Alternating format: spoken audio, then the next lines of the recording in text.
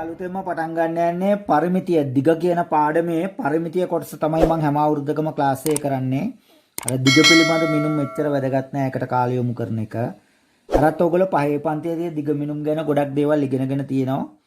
ඒ නිසා ඕන කෙනෙකුට ඒ දිගාශ්‍රිත මිනුම් හරව ගන්න පුළුවන් සෙන්ටිමීටර් මීටර් වලට ඊළඟට මිලිමීටර් සෙන්ටිමීටර් වලට අන්න ඒ වගේ පරිවර්තන තියෙනවා. හරි.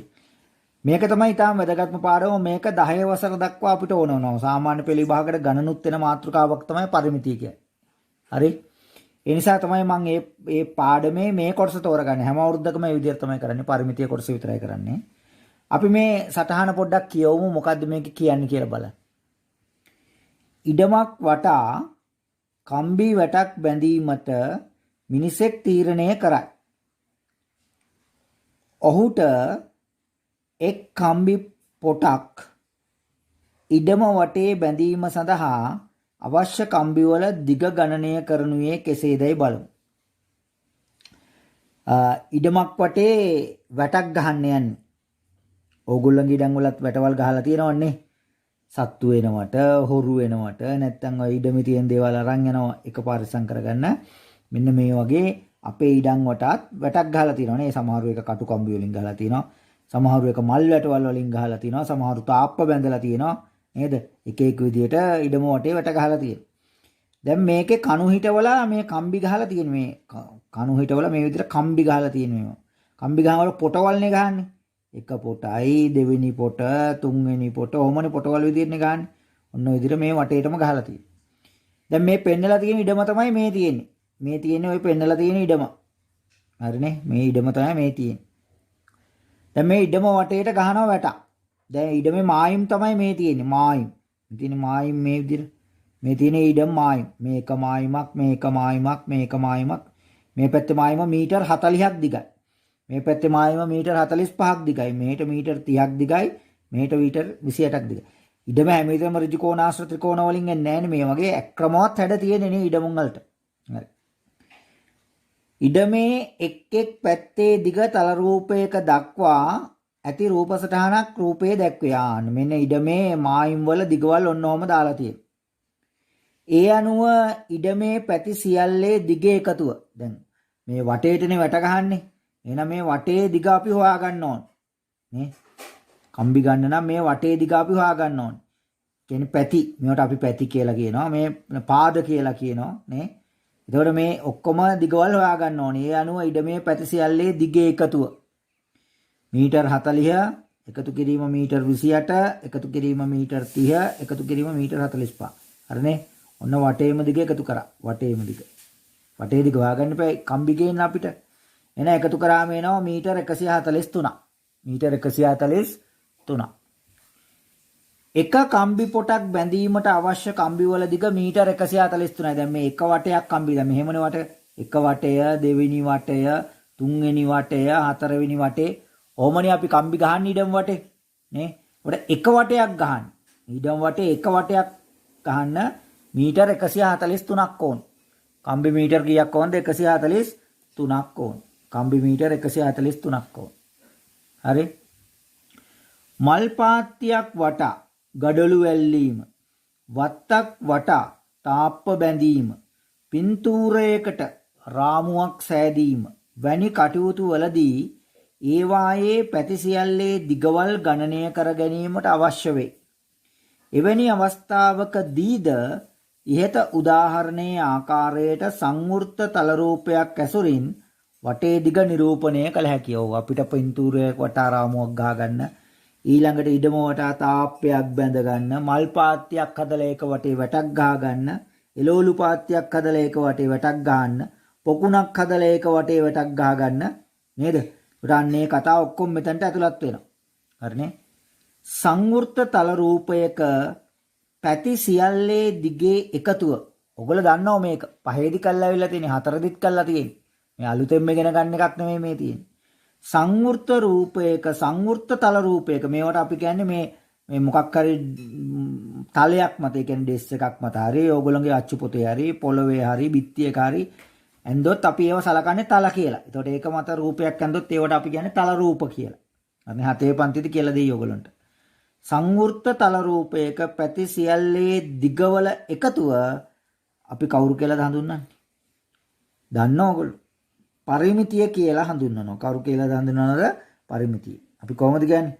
තල රූපයක වටේ දිග මුළු වට ප්‍රමාණය මුළු වටේ දිග. එහෙනම් සංවෘත තල රූපයක සංවෘත වෙන්න ඕනේ. අර විවෘත වෙන්න බෑ, කොහෙන්වත් ඇරලා තියෙන්න බෑ. විවෘත වුණත් ඉතින් පරිමිතියක් නැහැනේ.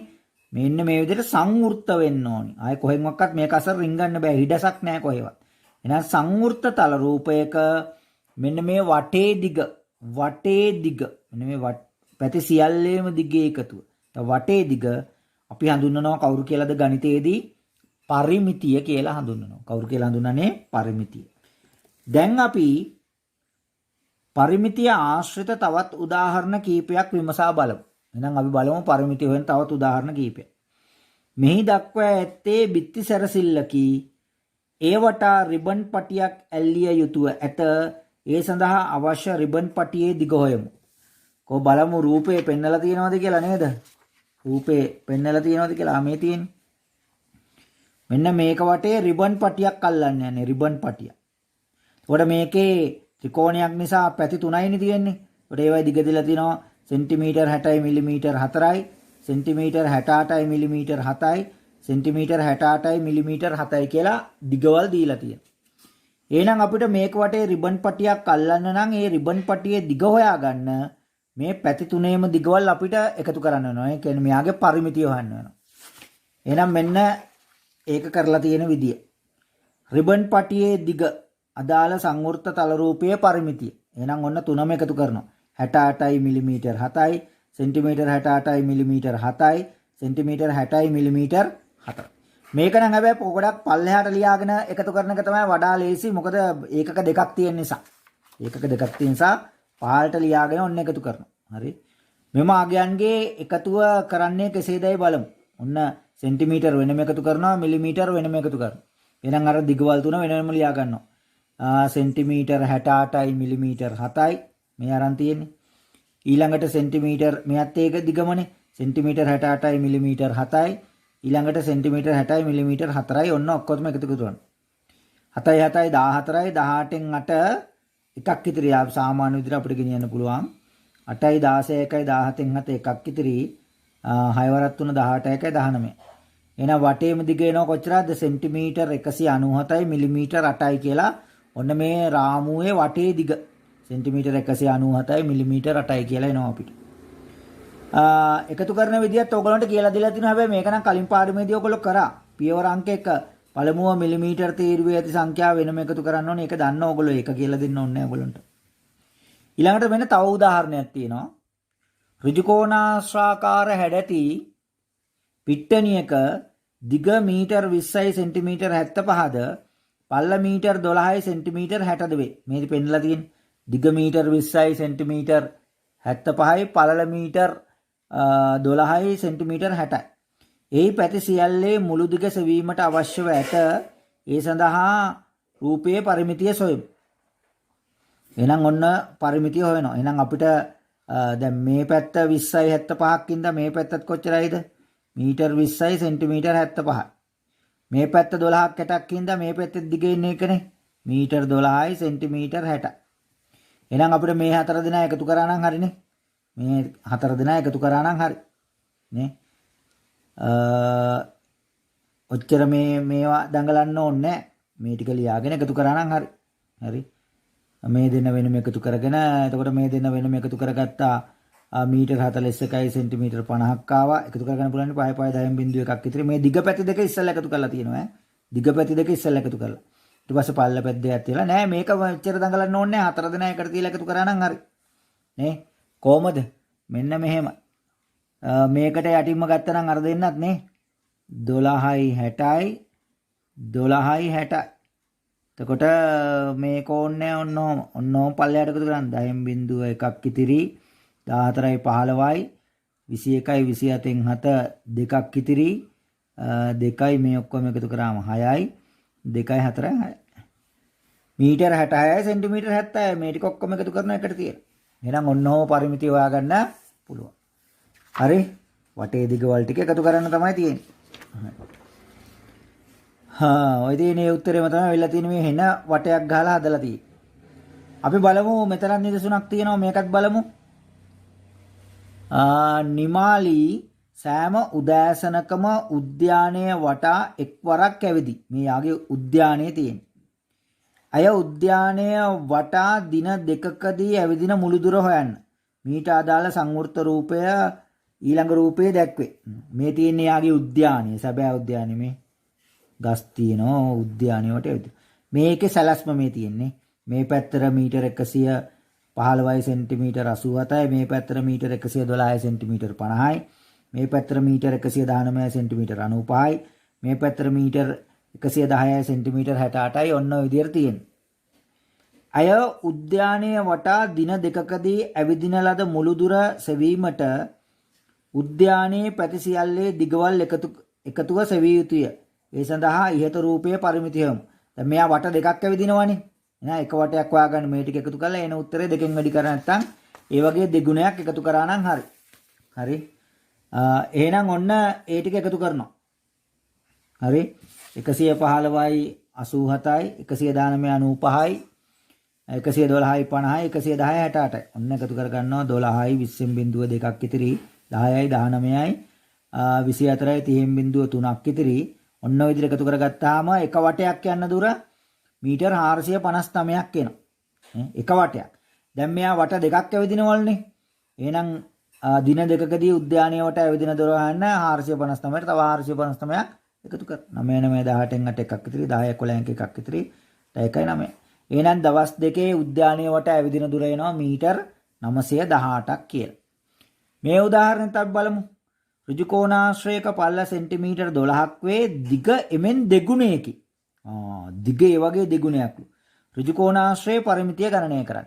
මෙන්න මේ જાතිය ගාන දැන් ගාන දෙන්නේ ඔහොමනේ. මෙන්න මේ විදිහට තමයි ගාන දෙන්නේ. මේ රූප සටහන් මොනවද දෙන්නේ නැහැ ගානක් දෙන්න ඔන්න ඔය විදිහටයි භාගයට. ඒකට මේ වගේ ගානක් දුන්නයින් පස්සේ ඕගොල්ලෝ අනිවාර්යයෙන්ම රූප සටහනක් ඇඳ ගන්න ඕනි. දල රූප සටහන. දල රූපයක් ඇඳ දී ඇති දත්තෙහි ලකුණු කරමු. ඒක තමයි වැදගත්ම දේ රූපයක දත්ත ලකුණු කර ගන්න ඕනේ. ඒක එයා ගානේ කියන්නේ නැහැ. කියන්නත් පුළුවන් නොකියන්නත් පුළුවන්. කිව්වත් නොකිව්වත් අපි අනිවාර්යයෙන්ම රූපයක් ඇඳලා දත්ත ලකුණු කරන්න ඕනේ. දැන් ඊළඟට ඕගොල්ලන්ට අභ්‍යාස වෙන ගන්නොත් මේ වගේව එන්න පුළුවන්. එහෙනම් ඔන්න ඍජු කෝණාශ්‍රයක් ඇඳගත්ත මේ දල ඍජු කෝණාශ්‍රයක් ඇඳලා මැනලා දින්නේ. එහෙනම් පල්ල 12යිනේ. දිගේ වගේ දෙගුණයක් වෙනවා. එහෙනම් 12 දෙගුණේ කියට 24යි. එහෙනම් මෙයා 24 නම් මේ දිගත් 24යි. මේකත් 12 නිසා මේකත් 12යි. මොකද මේ පල්ලවල් දෙක සමානයි, දිගවල් දෙකත් සමානයි. එහෙනම් ඍජු කෝණාශ්‍රයේ පරිමිතිය වටේ දිගවල් එකතු කරමු 24යි 12යි 24යි 12යි 24යි 12යි 24යි 12යි. ඔක්කොම ටික එකතු කරාම එනවා සෙන්ටිමීටර් 72. එහෙනම් පැහැදිලි නේද පරිමිතිය හොයන විදිය? එහෙනම් පරිමිතිය කියන්නේ මොකක්ද? ඕනෑම තල රූපයක මුළු වටේ දිග. මුළු වටේ දිග අපි හඳුන්වනවා ඒ පරිමිතිය කියලා. හරිනේ? එහෙනම් අපි ඊළඟට අභ්‍යාස කරමු. පළවෙනි ගාන පහත සඳහන් කොටු දැලෙහි කොටුවක පාදයක දිග සෙන්ටිමීටර් එකක් වේ. මේ පාදයක් කියන්නේ මෙන්න මේක. මේ පොඩි කෑල්ලකට අපි කියනවා පාදයක දිග සෙන්ටිමීටර් එකක් වේ. එම දැල මත පාට කර ඇති රූපවල පරිමිතිය හොයන්නලු. මේගොල්ලන්ගේ පරිමිතිය හොයන්නලු. එහෙනම් වටේ මේ එක දිගක් අපි හඳුන්වන්නේ සෙන්ටිමීටර් 1යි කියලා. මෙහෙට ගත්තත් සෙන්ටිමීටර් 1යි මේ පැත්තටත් සෙන්ටිමීටර් 1යි. එකේ තියෙන්නේ. එහෙනම් බලමු පරිමිතිය ගණන් කරලා 1යි 2යි පටන් ගන්න තැන මාක්කයක් දාගන්න නැත්නම් අමතක වෙයි. 1යි 2යි 3යි 4යි 5යි 6යි 7යි 8යි. එහෙනම් මෙයාගේ පරිමිතිය කොච්චරයිද? සෙන්ටිමීටර් 8යි. ඔන්න. මෙයාගේ මෙතනින් මාක්කයක් දාගමු. මෙහෙට යන්නේ 1යි 2යි 3යි 4යි 5යි 6යි 7යි 8යි 9යි 10යි 11යි 12යි 13යි 14යි 15යි 16යි 17යි 18යි 19යි 20යි. එහෙනම් එයාගේ පරිමිතිය සෙන්ටිමීටර් 20යි. හරිනේ? වටේ දිග. මෙතනට මාක්කයක් දාගන්න. 1යි 2යි 3යි 4යි 5යි 6යි 7යි 8යි 9යි 10යි 11යි 12යි 13යි 14යි 15යි 16යි. එහෙනම් මෙයාගේ පරිමිතිය සෙන්ටිමීටර් 16යි. මෙයාගේ ඉතින් මාක්කය දාගමු. 1යි 2යි 3යි 4යි 5යි 6යි 7යි 8යි 9යි 10යි 11යි 12යි 13යි 14යි 15යි 16යි 17යි 18යි 19 20. එහෙනම් එයාගේ පරිමිතිය සෙන්ටිමීටර් 20. ඔන්න ඔය විදිහට තමයි ඒගොල්ලෝගේ පරිමිති සොයන්න ඕනේ. රූපයේ පහත සඳහන් එක් තල රූපයේ පරිමිතිය සොයන්නලු. එහෙනම් වගන්තිත් එක්ක හදමු මෙයාගේ පරිමිතිය. මේ දිගවල් එකතු කරගන්න ඕනේ නේ. 6 5 8. දැන් ඔයගොල්ලෝ බලයි සර් සෙන්ටිමීටර දැම්මේ නැහැ නේ. මං අන්තිමට දානවා. එහෙමත් පුළුවන්. 6යි 5යි එකතු කරාම 11යි 11ට 8ක් එකතු කරාම 19යි සෙන්ටිමීටර. නේග. මෙයාගේ පරිමිතිය ඒකක දෙකකින් තියෙන්නේ නේ. එහෙනම් අපි මෙහෙම ලියාගමු සෙන්ටිමීටර මිලිමීටර. මෙයා ගමු ඉස්සෙල්ලා මේ දෙන සමානයිනේ 3යි 5යි. මෙයා සෙන්ටිමීටර විතරයිනේ එතකොට මිලිමීටර නෑ. එකතු කරන. හරිනේ එකතු කරන් 5යි 10න් බිඳුව එකක් ඉතිරි 3යි 6යි 10යි 11. මෙන්න පරිමිතිය. හරිනේ. ඒසි නේද? ඊළඟට හොයමු මෙයාගේ පරිමිතිය. පරිමිතිය. එයාගෙත් ඒකක දෙකක් තියෙනවනේ. එහෙනම් ලියාගමු සෙන්ටිමීටර මිලිමීටර. 5යි 3යි. මෙයත් 5යි 3යි. 9යි 8යි. මෙයා 5යි නේ. එයාට සෙන්ටිමීටර නැහැ. එහෙනම් ඔක්කොම එකතු කරමු. 3යි 3යි 6යි 8යි 14න් 4 එකක් ඉතිරි 5යි 10යි 15යි 15යි 10යි 25 සෙන්ටිමීටර එකතු කරන්න පුළුවන් නේ ඔයගොල්ලන්ට නේ සෙන්ටිමීටර 25යි මිලිමීටර 4යි. එතකොට මෙයාගේ පරිමිතිය සමානයි. එයාගේ එකක දෙකක් ඉන්නවා මීටරුයි සෙන්ටිමීටරුයි. මේකෙන් පටන් ගන්න. මෙයා 3යි 25යි. මේක 12යි 33යි. මේක 4යි 33යි. මේක 8යි 75යි. දැන් ඔක්කොම ටික එකතු කරනවා. හරි එකතු කරන්න.